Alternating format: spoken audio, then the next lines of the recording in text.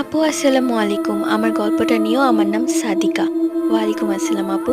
এটি একটি সত্য ঘটনা। ঘটনাটা ঘটে আমার নানা ভাইয়ের সাথে। তখন গ্রামের রাত ৮টা মানেই অনেক রাত। আর সেখানে ৮টারও বেশি বাজে। তখন সময়টা ছিল বর্ষার মৌসুম। আমার নানা ভাই একদিন রাতে বাজার করে বাসায় ফিরছিল।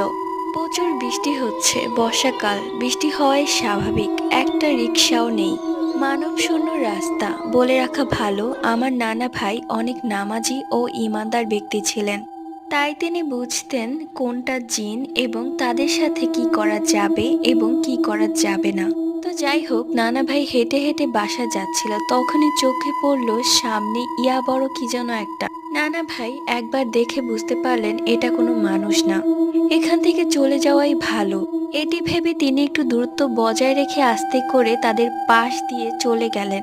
ভাগ্য ভালো ছিল,